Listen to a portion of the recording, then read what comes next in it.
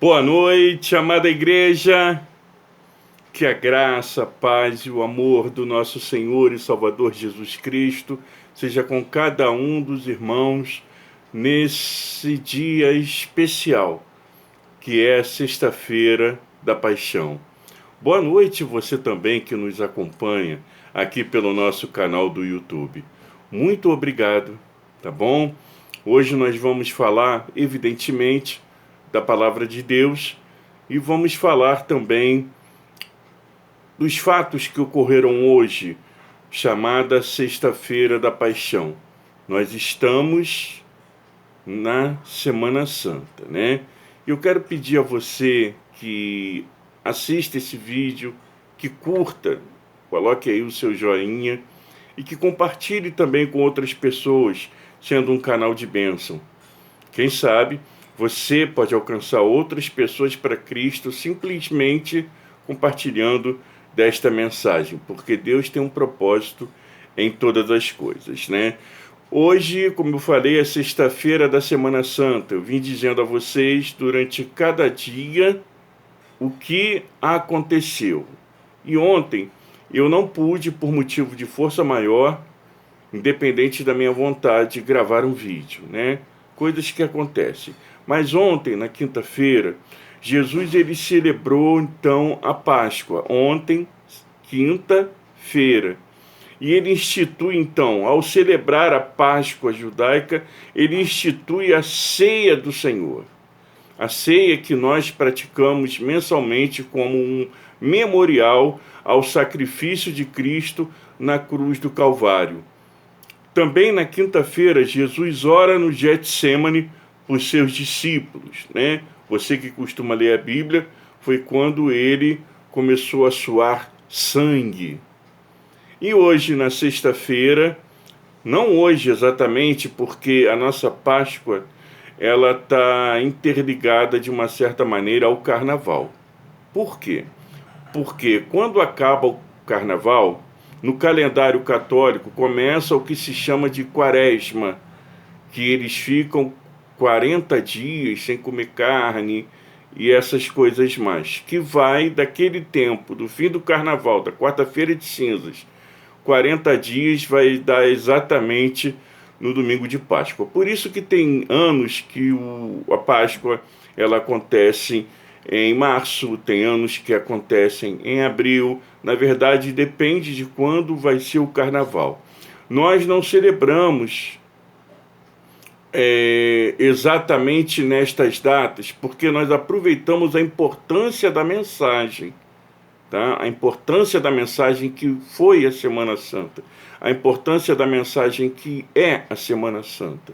Assim como Cristo, não temos afirmação nenhuma na Bíblia, nós não temos nada que nos mostre que ele nasceu em 25 de dezembro. Porém, aproveitamos esta data para poder falar do amor de Deus, que deu seu único filho para que salvasse a humanidade. Então, na sexta-feira, o que aconteceu? Na sexta-feira, Jesus é preso, ele é traído por Judas e é preso lá no Getsemane. Jesus, então, ele é levado, interrogado por Anás. Anás era o sumo sacerdote do templo. Jesus, então, ele é condenado por Caifás e pelo grande sinédrio. Eu já expliquei aqui o que é sinédrio. Nesse mesmo dia, Judas, então, vendo o que ele fez, ele vai e comete suicídio. Ocorre também na sexta-feira o julgamento de Jesus perante Pilatos. Jesus também é julgado diante de Herodes Antipas. Jesus, então, é colocado para que o povo escolha entre ele e Barrabás. Barrabás era um assassino, confesso. Era um bandido da época.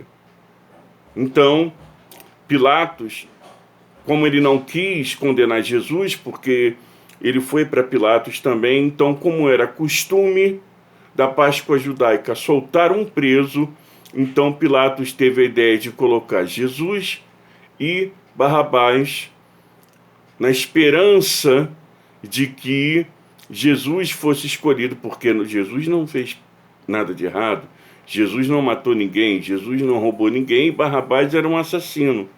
Mas a coisa lá aconteceu ao contrário, porque insuflado pelas pessoas do Sinédrio, insuflado pelos sacerdotes, pelos escribas, enfim, eles insuflaram o povo a escolher a soltura de Barrabás. E com isso, Jesus é condenado e é crucificado entre dois ladrões.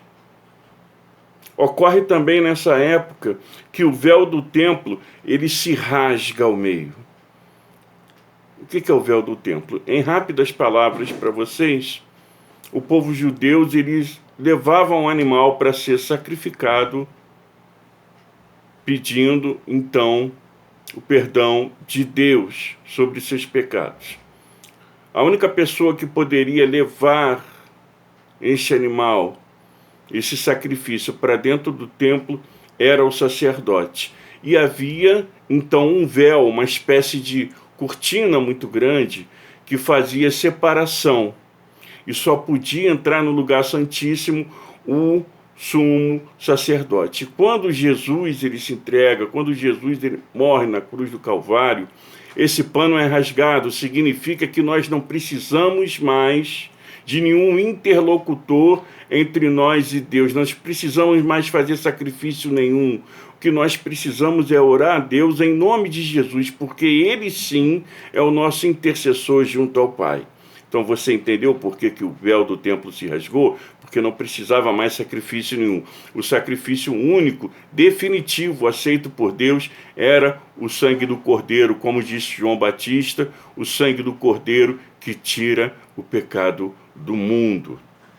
E ocorreu aí também, na sexta-feira, o sepultamento de Jesus no túmulo de José de Arimateia, né? Como vocês podem ver, foi um dia muito importante para a história da humanidade. Jesus ele é uma pessoa tão proeminente que a história passou a se dividir entre antes de Cristo e depois de Cristo. Jesus ele veio à Terra com uma missão, a de salvar o pecador perdido. Nós estávamos condenados à morte. Por quê? Porque somos pecadores. Então Deus envia seu Filho como propiciação, como sacrifício pelos nossos pecados, e todo aquele então que confessar Cristo como Senhor e Salvador tem os pecados perdoados.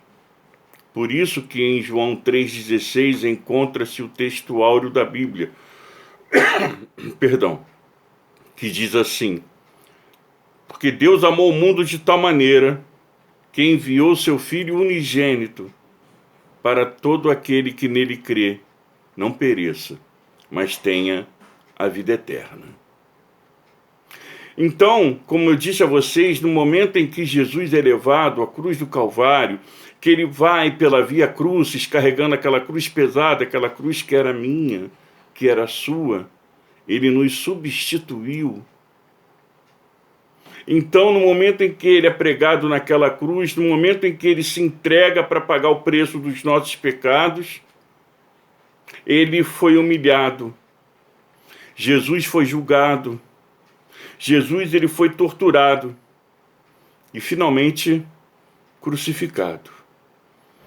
Padecendo todo aquele sofrimento da cruz, ele então proferiu 7 palavras, que são conhecidas como as 7 palavras da cruz, que foram suas palavras finais, e que são de grande preciosidade e edificação para todos aqueles que creem em Jesus, porque essas palavras nos revelam todo o seu amor, toda a sua abnegação, toda a sua soberania, a consumação da sua obra redentora, a sua entrega total nas mãos do Pai Eterno e todo o sofrimento físico, emocional e espiritual que ele passou por cada um de nós.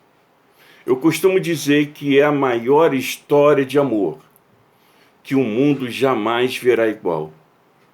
Nem mesmo Shakespeare, no alto da sua genialidade, conseguiria bolar uma história de amor tão linda.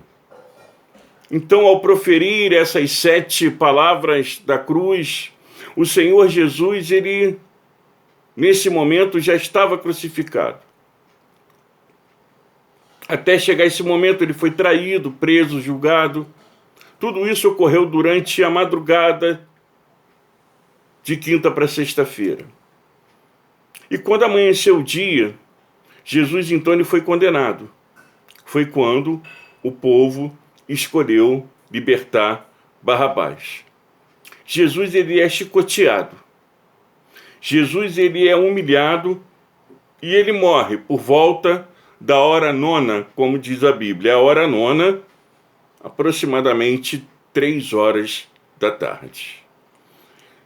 Antes de ser crucificado, os soldados romanos eles colocaram em sua cabeça uma coroa de espinhos e fizeram-no carregar aquele madeiro pesado. Mais uma vez eu repito, que era nosso, por um longo caminho, também conhecido como Via Crucis, até então a chegada do momento em que ele chega ao Monte Calvário, Monte da Caveira. Ali ele foi pregado na cruz. Jesus, ele sangrava terrivelmente e padecia dores horríveis. Foi quando ele então proferiu estas 7 palavras. Estas dores não foram apenas dores físicas, pelo castigo que ele estava recebendo, mas principalmente dores espirituais. Porque ali sobre ele, Jesus, naquela cruz, foram colocados todos os nossos pecados. E ele pagou por cada um dos pecados do seu povo. Não o povo judaico, mas sim todo aquele que nele crê. Vamos à primeira palavra da cruz, então, que se encontra em Lucas 23, capítulo 23, verso 34, quando Jesus então diz: Pai, perdoa-lhes, porque não sabem o que fazem.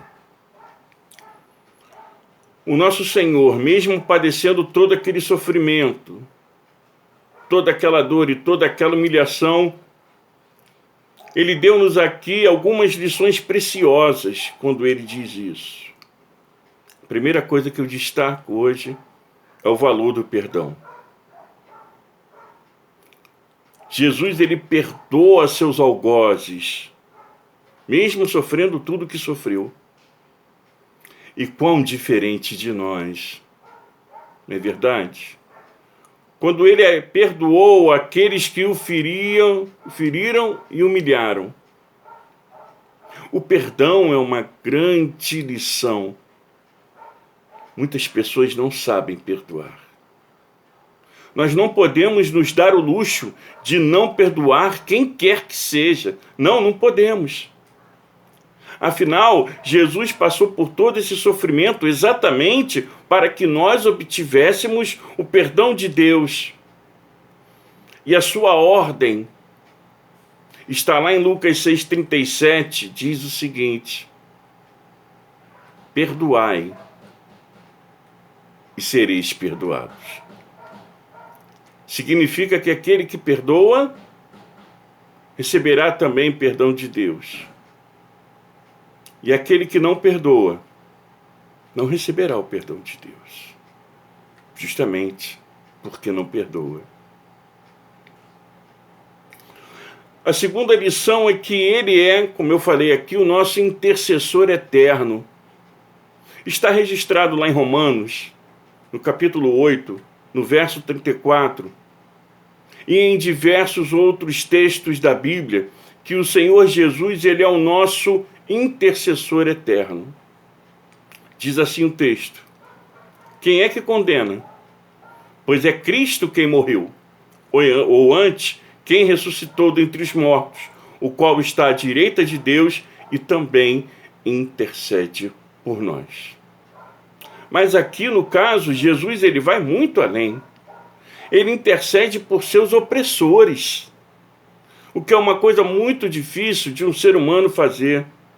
Ele intercede por seus opressores e por aqueles que o maltratavam, aqueles que o subjugavam e aqueles que blasfemavam contra ele.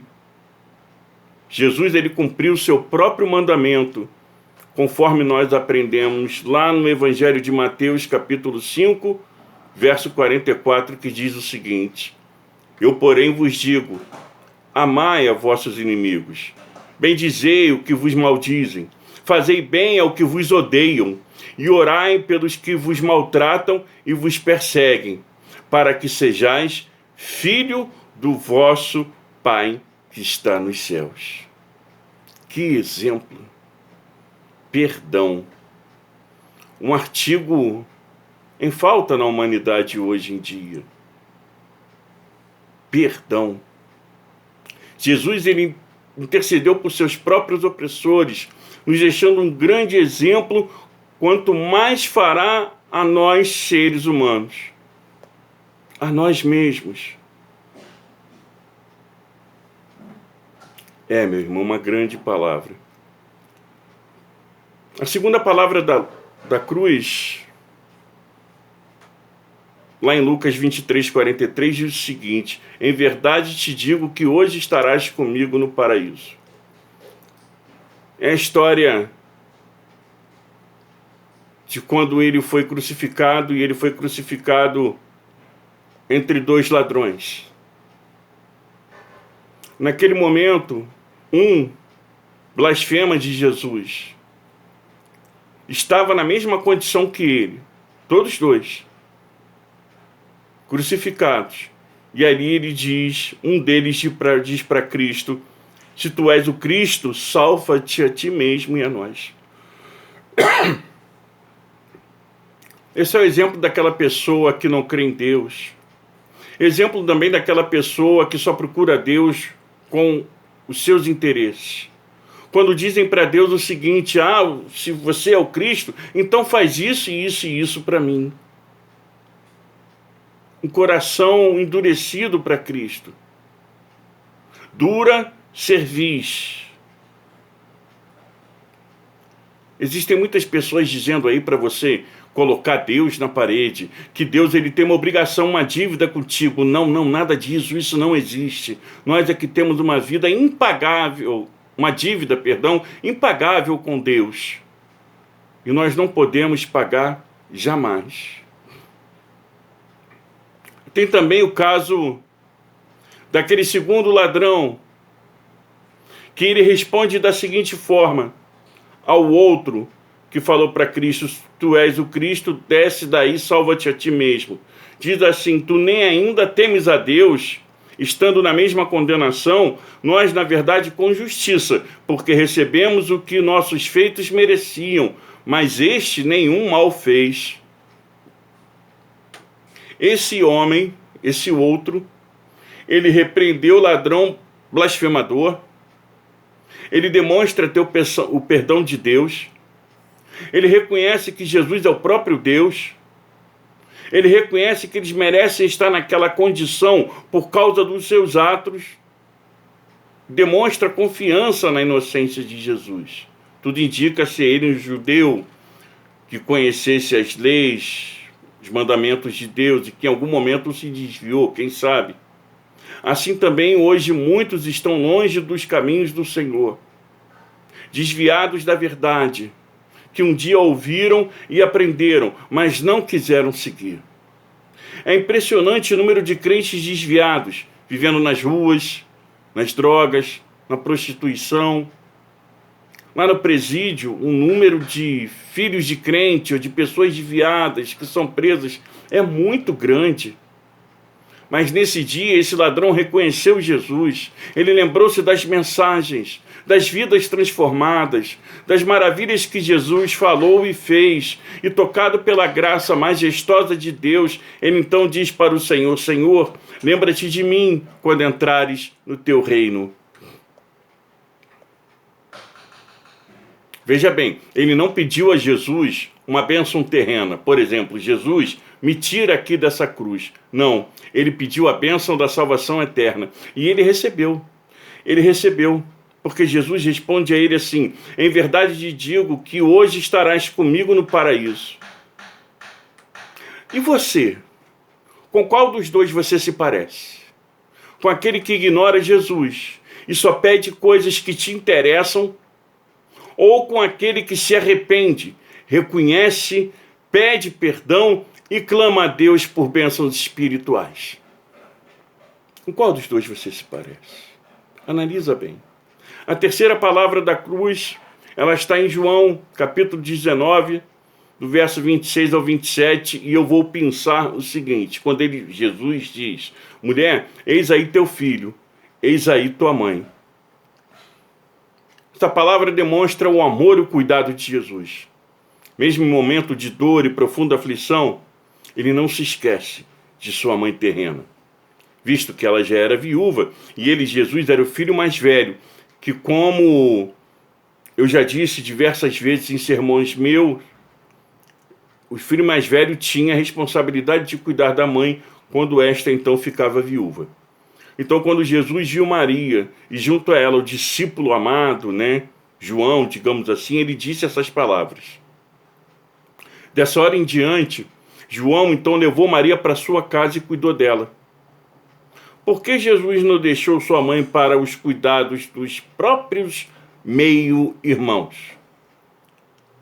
Simples. Os próprios irmãos e até mesmo a mãe de Jesus não aceitaram a missão dele, que era morrer pelos pecados dos outros.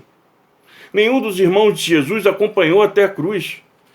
Jesus deixou a sua mãe aos cuidados de um discípulo mais próximo, ou seja, João. Jesus valorizava a família.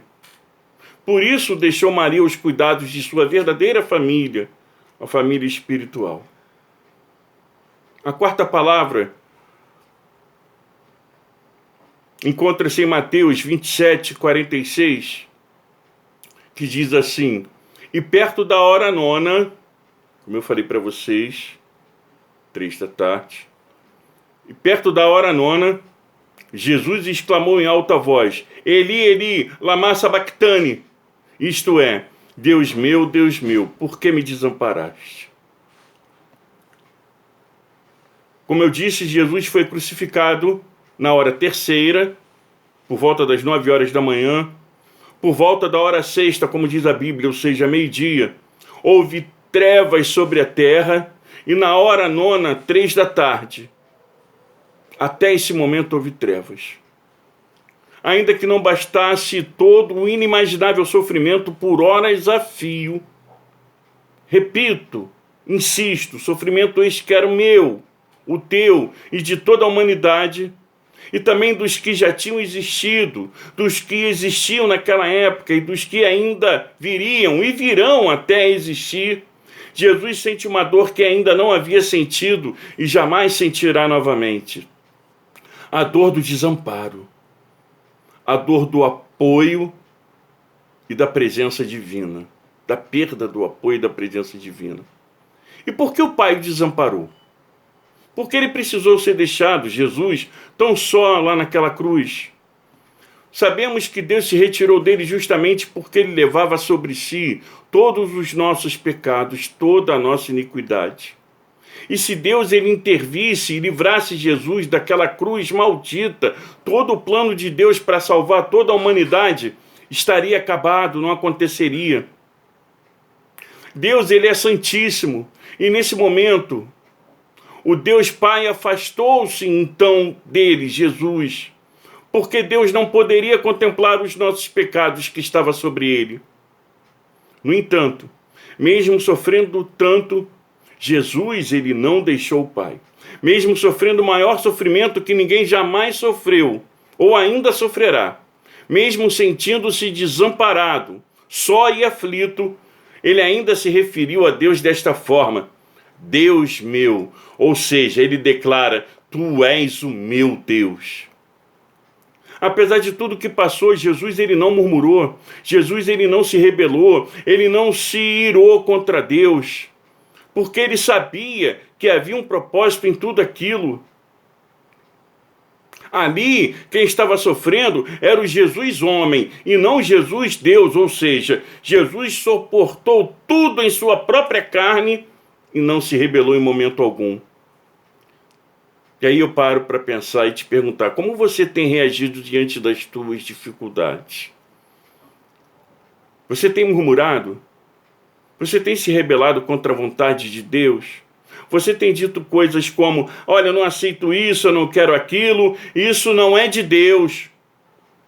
Posso te fazer uma pergunta? Como é que tu sabe se é de Deus ou não? Se é uma prova na tua vida? Em Romanos 8,32, o apóstolo Paulo registrou: aquele que nem mesmo a seu próprio filho poupou, antes o entregou por todos nós. Então faça como Jesus, diante de toda e qualquer adversidade, creia verdadeiramente em Deus e em seu Filho. Aí sim ele irá honrar a tua fé e glorificará o nome dele na tua vida. A quinta palavra da cruz, em João 19:28. Depois, sabendo Jesus que já todas as coisas estavam terminadas, para que as Escrituras se cumprissem, disse: tenho sede. Chega a ser meio paradoxal, né? Paradoxal porque Jesus, a água da vida, Jesus, quando nós bebemos da água que Jesus nos oferece, nós não teremos mais sede, mas não é sede física. Ele morreu com sede por nossa causa. E a pergunta que para no ar é o seguinte: e nós? Do que nós temos sede? Do que nós sentimos sede? Outra pergunta: o que pode saciar a nossa sede? Aonde você está buscando matar a sua sede? Onde temos buscado saciar a nossa sede? Jesus, ele é a água da vida. Só ele pode saciar toda e qualquer sede que o ser humano tenha, principalmente as emocionais e as espirituais. Sim, ele pode. Se você quiser fazer um teste, veja então, vá até ele e peça que mate a sede que você tem. A sexta palavra encontra-se em João 19, capítulo 19, verso 30, que diz o seguinte: e quando Jesus tomou o vinagre, disse: está consumado, e inclinando a cabeça, entregou o Espírito. Nesta sexta palavra, o Senhor Jesus faz uma declaração fundamental para a fé cristã. Ele diz: está consumado. Significa que ele pagou totalmente o preço por nossos pecados. A obra estava realizada, a sua missão foi cumprida. A palavra grega que aparece aqui é tetelestai, que significa pago, dívida liquidada. E quais foram as dívidas pagas? O resgate. A morte de Cristo pagou o preço da penalidade do pecado. O pecado tem uma penalidade a ser cumprida, a ser paga. E essa penalidade é a morte eterna.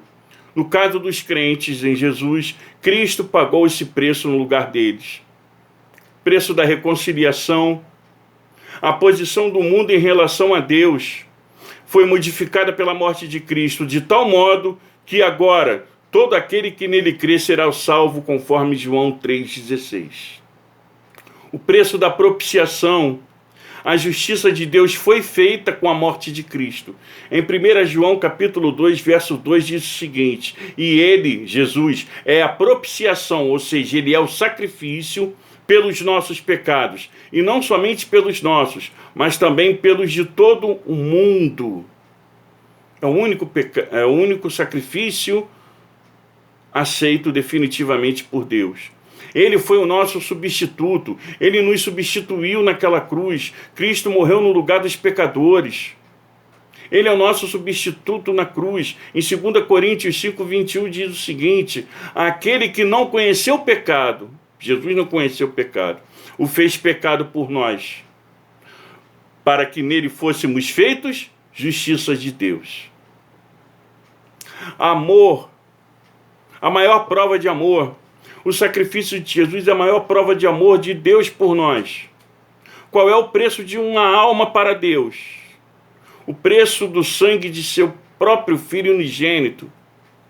Isso significa que você tem valor. Sim, você tem muito valor. E esse valor é muito maior do que todo o ouro, prata, do que todas as riquezas do mundo juntas. Não é capaz de pagar pela tua vida.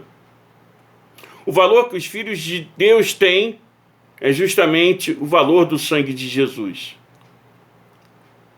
A sétima palavra e última palavra que se encontra lá em Lucas 23:46 diz o seguinte: clamando Jesus com grande voz, disse: Pai, nas tuas mãos entrego o meu espírito.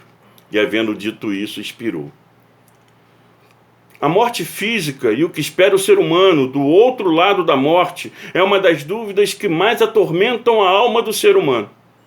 Jesus, ele nos dá o exemplo de fé, de confiança e segurança que, crendo nele, nosso destino será igual ao seu, ou seja, voltar para o Pai, para Deus, salvos que fomos pelo amor e pela graça de Deus, manifesta no sacrifício do seu único Filho na cruz do Calvário, por todos nós. Essas foram as 7 palavras de Cristo na cruz. Que estas palavras de Jesus, que o seu significado eterno, sejam sempre lembrados e refletidos por todos aqueles que depositam nele a sua fé como nosso Senhor, único e suficiente Salvador. Que essas palavras ecoem tanto nas suas mentes, quanto em seus corações. E que a cada dia falem grandemente, gritem dentro de vocês, para que vocês possam então sentir o grande amor de Deus por você, por mim e por toda a humanidade. Foi isso que aconteceu na sexta-feira. Jesus, ele se entregou por nós e morreu. Mas não é uma história triste, não. Até esse momento tem sido triste.